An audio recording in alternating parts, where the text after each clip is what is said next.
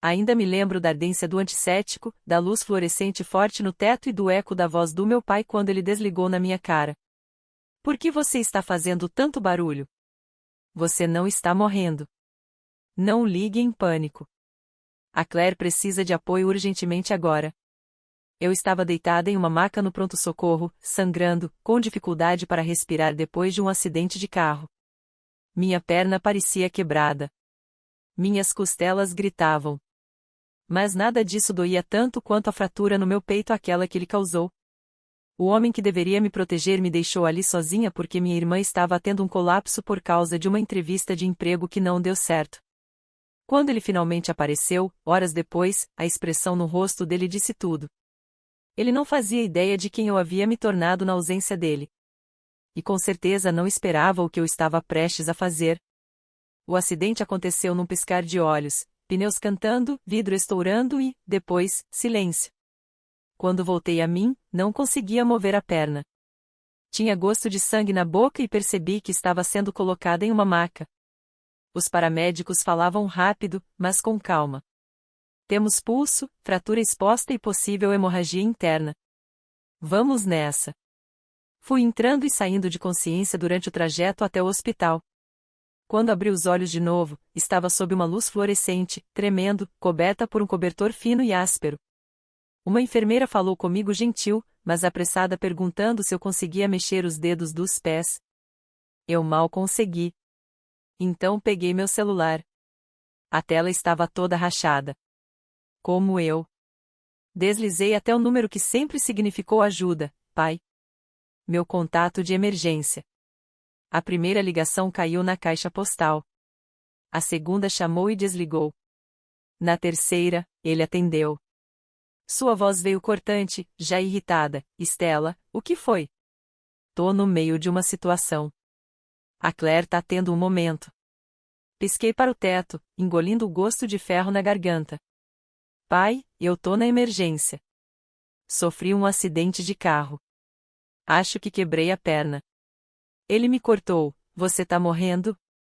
O quê? Eu perguntei se você tá morrendo. Porque a Claire acabou de sair arrasada de uma entrevista que ela queria muito e tá surtando. Ela precisa de apoio agora. Tô tentando manter ela de pé. Não é hora pra drama. Pai, eu tô sozinha, sussurrei. Acho que vou precisar de cirurgia. Ele suspirou. Não de medo ou preocupação, mas de irritação. Você é forte. Vai ficar bem. Não ligue em pânico. A Claire precisa de mim agora. E desligou. Fiquei olhando pro celular por um bom tempo, tentando entender o que tinha acabado de acontecer. Não o acidente, nem a dor, mas o fato de o meu pai, meu único pai vivo, ter escolhido a crise emocional da minha irmã ao invés do meu trauma físico. Continuei ali, deitada, com o cheiro do antissético no nariz e o bip das máquinas como única garantia de que eu ainda estava viva. A enfermeira voltou, mais doce dessa vez, perguntando se alguém veria. Assenti, mas já não tinha certeza. Fiquei olhando para a porta, esperando que ele aparecesse, mas ninguém veio. E naquela espera, algo mudou em mim. Pela primeira vez, percebi o quão sozinha eu realmente estava. Não só naquela sala, mas dentro daquela família. Deitada naquele quarto estéril de hospital, entorpecida pelos analgésicos e pela descrença, a verdade começou a crescer dentro de mim como um hematoma que queima devagar. Isso não era novidade. Sempre foi assim. Claire, a criança de ouro. Claire, a delicada. Claire, que precisava de cuidados extras, paciência extra, atenção extra. E eu? Eu era forte. Aquela que não precisava de babá, a de espírito independente. Era isso que diziam sempre que eu era ignorada. A Estela tá bem.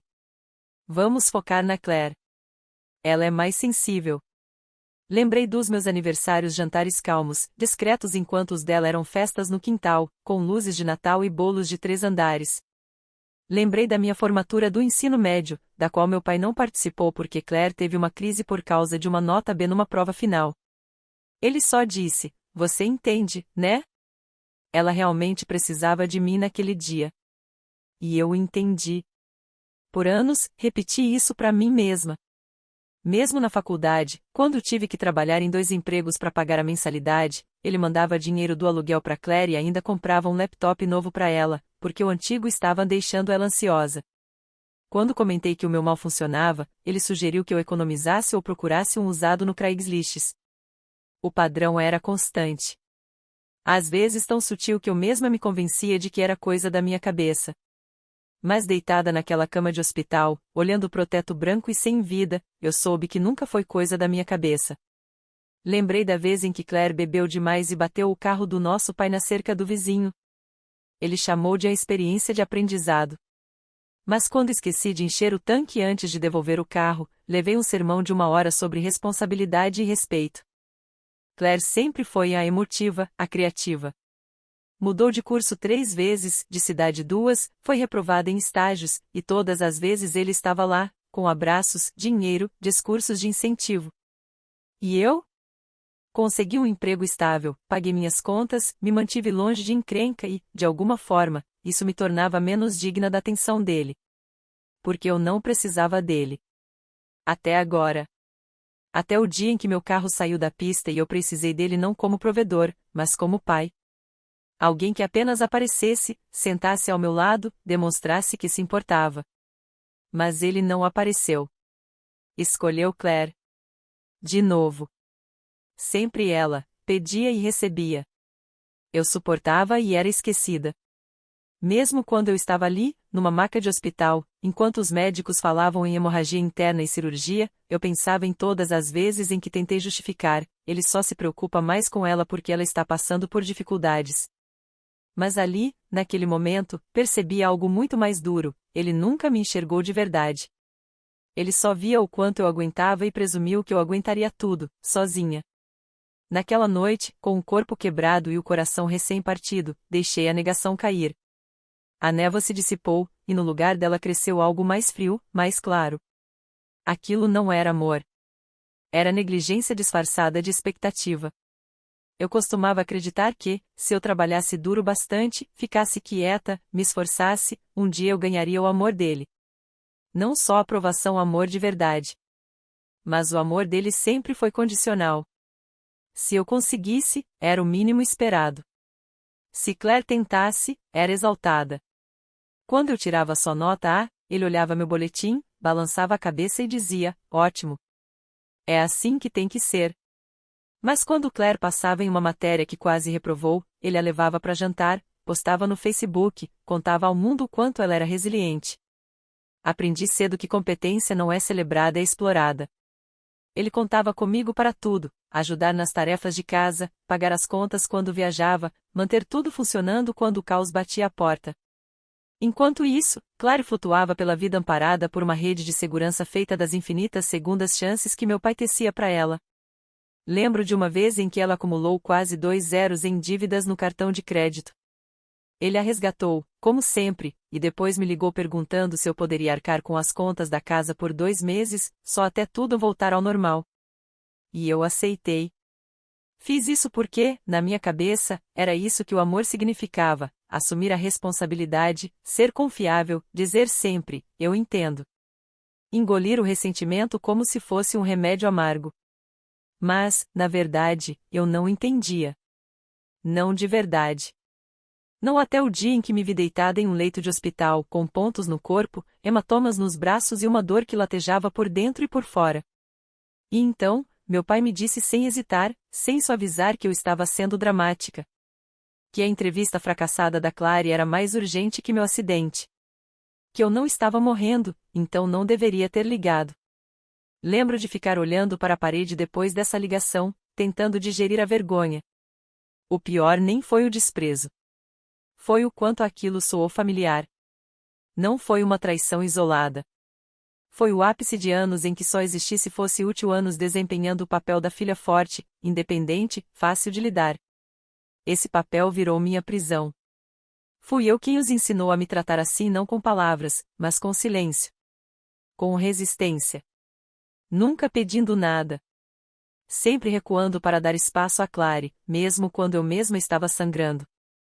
E ali, naquela cama, percebi, se eu não mudasse esse roteiro, ninguém mudaria. Talvez, a coisa mais radical que eu poderia fazer fosse simplesmente parar. Parar de provar força para um homem que só me valorizava quando eu não precisava de nada. Parar de sangrar quieta só para manter o conforto dos outros.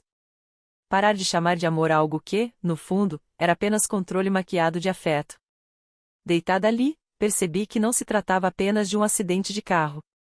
Era um ponto de ruptura. E talvez fosse exatamente isso que eu precisava há anos. Quando a noite caiu e fui transferida para um quarto mais silencioso na ala de trauma, o hospital se transformou num santuário estranho frio, impessoal e ainda assim mais acolhedor do que o calor vazio da casa onde cresci. A enfermeira baixou as luzes, ajeitou o cobertor sobre o meu gesso e perguntou, num sussurro: "Alguém da sua família vem?" Dei a única resposta que pude: "Não." Ela não insistiu. Apenas assentiu e disse: "Se precisar de alguma coisa, é só chamar." Mas eu precisava de algo que nunca tive coragem de pedir antes. Proteção. Não contra a dor, essa eu aguentava, mas contra aqueles que chamavam de amor o que faziam, enquanto me assistiam quebrar. Foi então que peguei o celular novamente. Minha mão já não tremia tanto.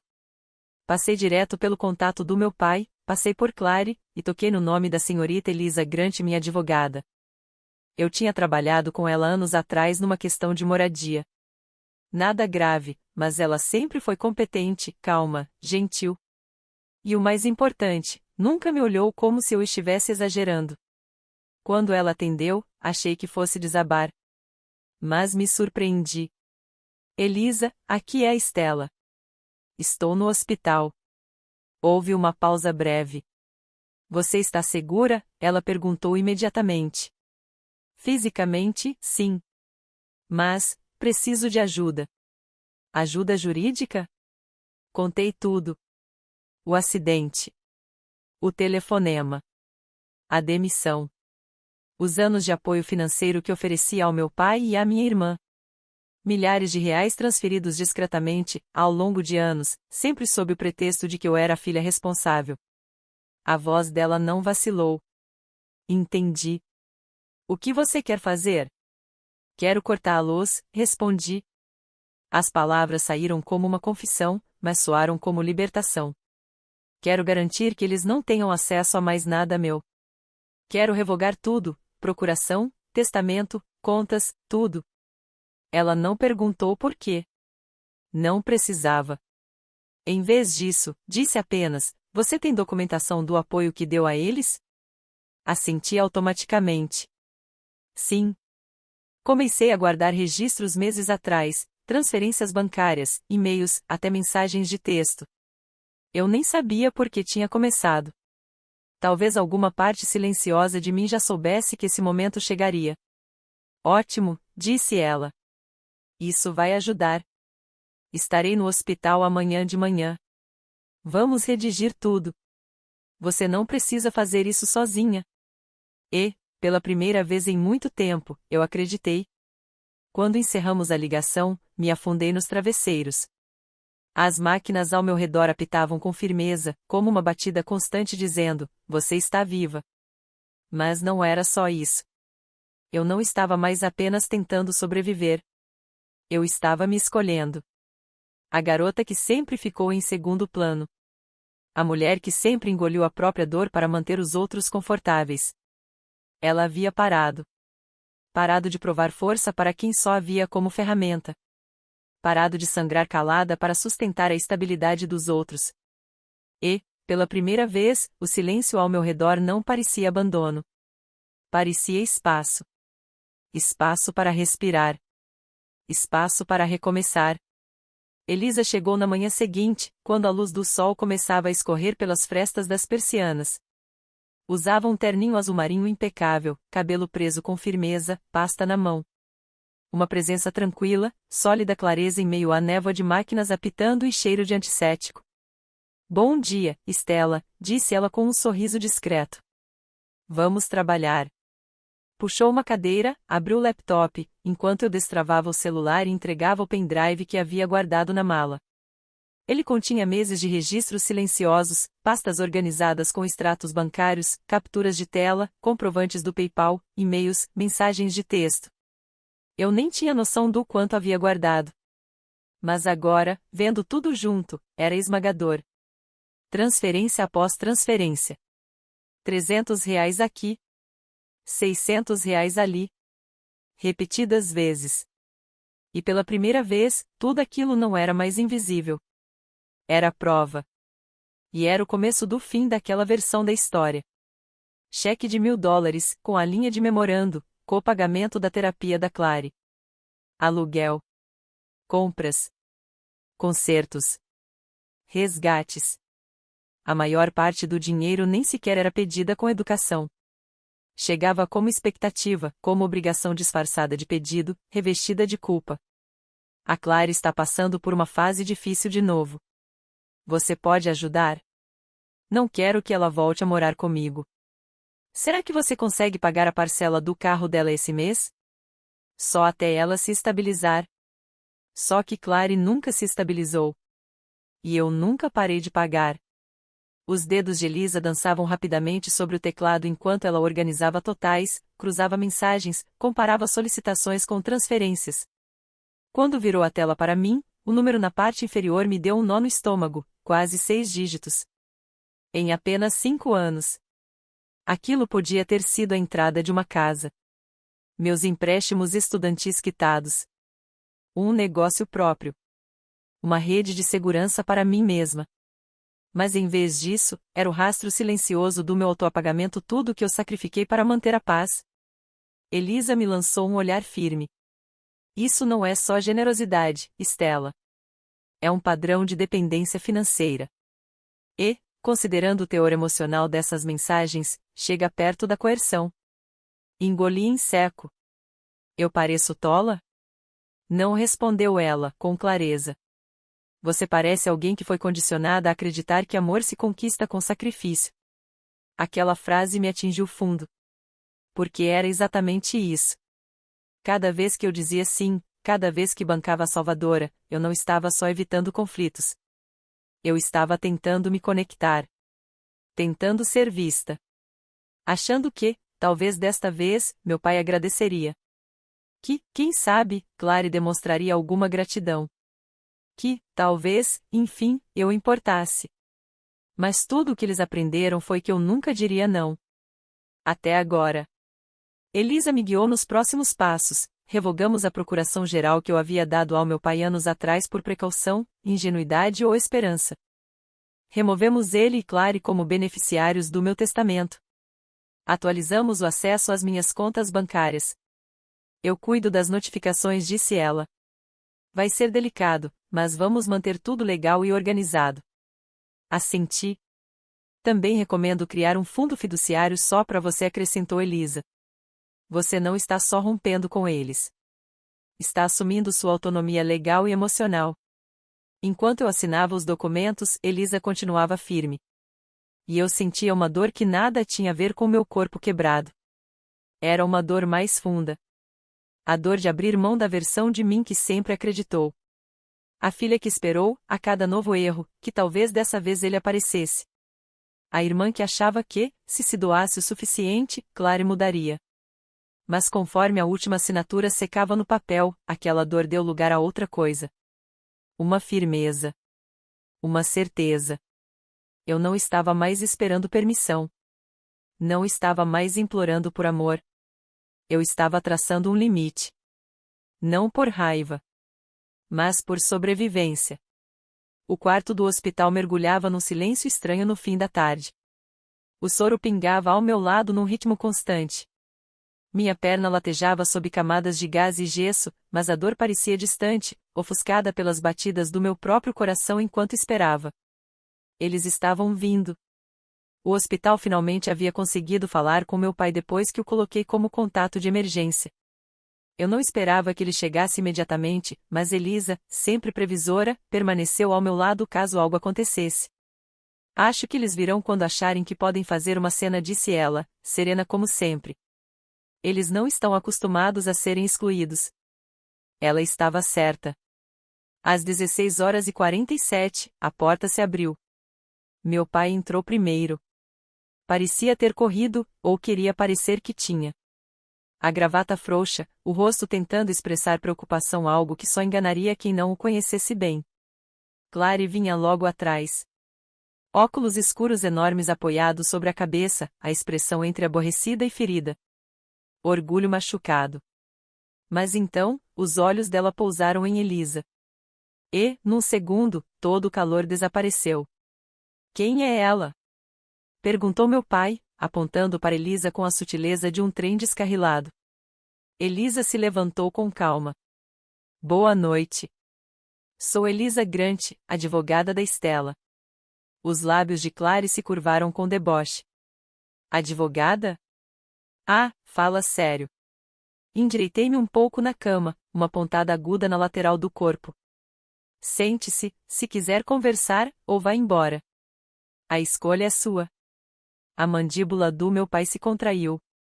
Isso é por causa do que aconteceu mais cedo? Stella, você não pode estar realmente brava. Você não está. Não estava morrendo. Clary estava passando por um momento difícil. Por causa de uma entrevista de emprego? Perguntei, a voz firme, gelada. Você me deixou sangrando no pronto-socorro porque Clary foi rejeitada no LinkedIn. Clary engasgou. Eu estava tendo um ataque de pânico. Você estava frustrada. E eu explodindo. Fiquei sozinha antes da cirurgia. Meu pai elevou o tom. Você está sendo dramática de novo. Sempre transforma tudo numa crise. Aquela frase. Outra vez. Como um tapa no rosto. Elisa, chamei, sem desviar os olhos deles. Você se importaria de tocar aquela mensagem? Ela sentiu, pegou o celular e deu 2 toques na tela. A sala se encheu com o som áspero do viva voz. Por que você está fazendo tanto drama? Você não está morrendo. Não me ligue em pânico. Clary precisa de apoio agora. Logo depois veio a voz de Clary, fraca, mas clara. Você é tão egoísta, Stella. Não vê que eu estou entrando em colapso? A ligação caiu. Silêncio. Um silêncio total, pesado, acusador. Meu pai parecia atordoado. Clary ficou pálida. Você nos gravou? Ele rosnou. Sim. Depois que você desligou na minha cara. Algo me dizia que eu precisaria de provas, já que você sempre distorce a história. O rosto do meu pai ficou rubro. Isso é loucura. Você perdeu a cabeça. Não respondi, firme. Eu finalmente a encontrei. Elisa deu um passo à frente, com os documentos em mãos. A partir de hoje, Stella revogou formalmente todo o acesso financeiro e qualquer responsabilidade em relação a vocês. Isso inclui procuração, contas conjuntas, autorizações médicas ou legais futuras. Você não tem mais direito a nada vinculado ao nome ou aos recursos dela, concluiu com frieza. Meu pai arrancou o papel da mão dela. Você não pode fazer isso. Ela pode, disse Elisa. E ela já fez. Clary deu um passo à frente, aflita. Mas eu preciso de ajuda. Estou procurando emprego.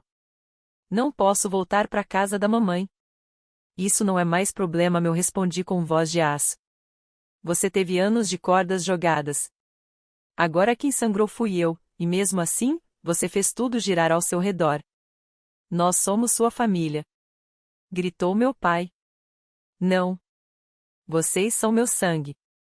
Não é a mesma coisa. Ele me encarou, os olhos arregalados. Depois de tudo que eu fiz por você?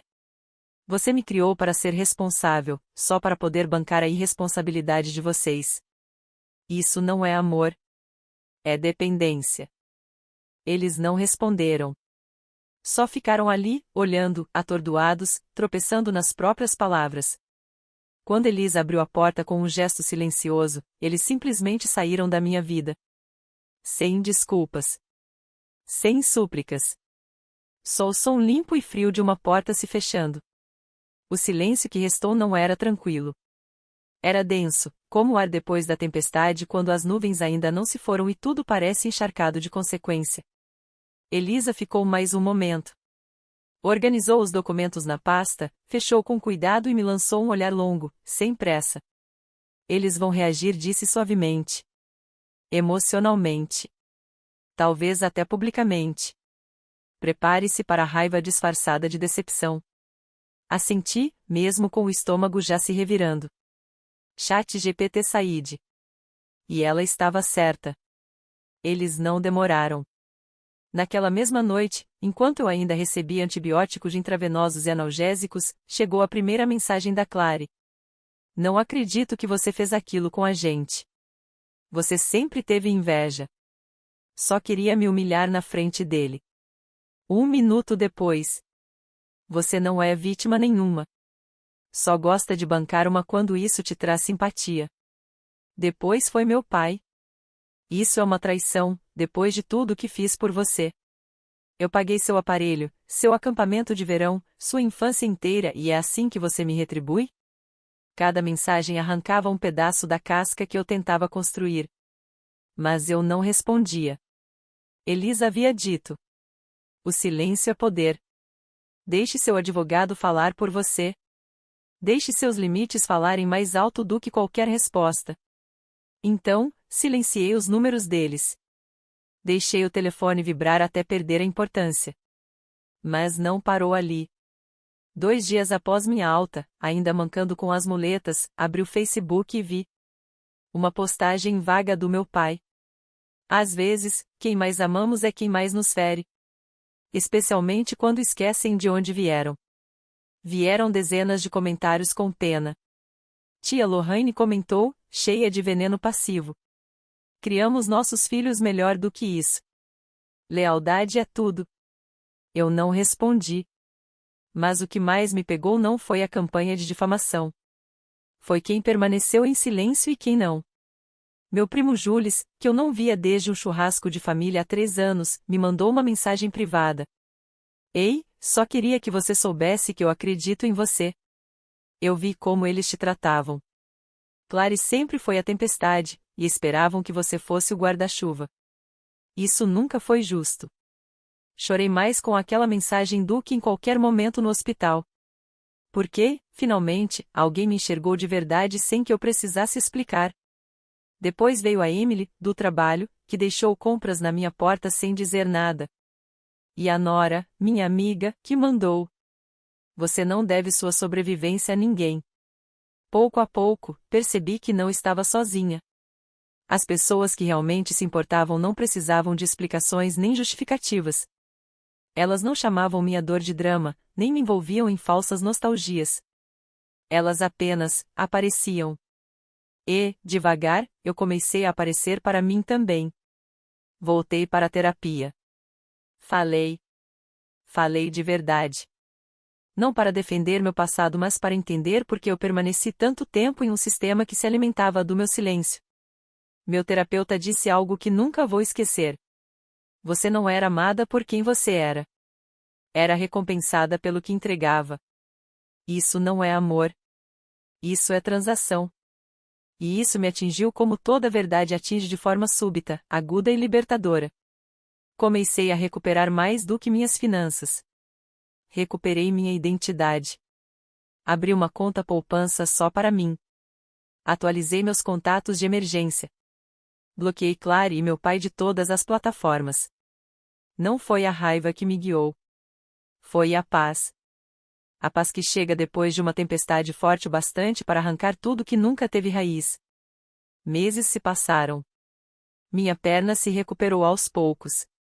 O gesso virou suporte, depois bengala, depois apenas uma leve dor quando chovia. Mas o que mais demorou para sarar foi a ferida silenciosa que eu carregava no peito. Do tipo que nenhum raio-x revela. O tipo moldado pelo silêncio de um pai. Pelo direito usurpado de ser irmã. Por uma vida inteira sendo necessária mas nunca realmente vista. E, ainda assim, eu estava me curando. Cada pequeno ato de autorrespeito me costurava um pouco mais. Eu caminhava sozinha e não me sentia vazia. Preparava o jantar só para mim e não sentia a necessidade de dividir para me sentir útil. Eu ria, não porque alguém precisava que eu fosse forte, mas porque eu me sentia leve o suficiente. Clary e meu pai nunca se desculparam. Nenhuma vez. Mas eles pararam de tentar entrar em contato comigo depois que a Elisa entregou oficialmente a última rodada de notificações legais. A ausência deles, que antes me causava medo, virou um presente. Preenchi aquele silêncio com pessoas que apareceram sem serem chamadas. Amigos que trouxeram sopa sem esperar agradecimento. Um colega de trabalho que me ajudou na transição para um novo cargo. Até minha vizinha, Dona Lively, que batia na minha porta uma vez por semana com flores do próprio jardim. Foi nesses gestos simples que encontrei uma verdade que nenhum tribunal de família ou discussão poderia me ensinar. Família não é quem carrega seu sobrenome. É quem aparece quando as luzes se apagam. É quem acredita na sua dor mesmo sem provas. É quem nunca faz você se desculpar por precisar dele. Então, para quem ainda está esperando que pai ou mãe enxergue você? Para quem ainda tenta provar seu valor através de sacrifícios? Escute com atenção. Você não precisa sangrar para ser amado. Você já é o bastante. E o dia em que você parar de implorar vai ser o dia em que a sua cura, de verdade, vai começar.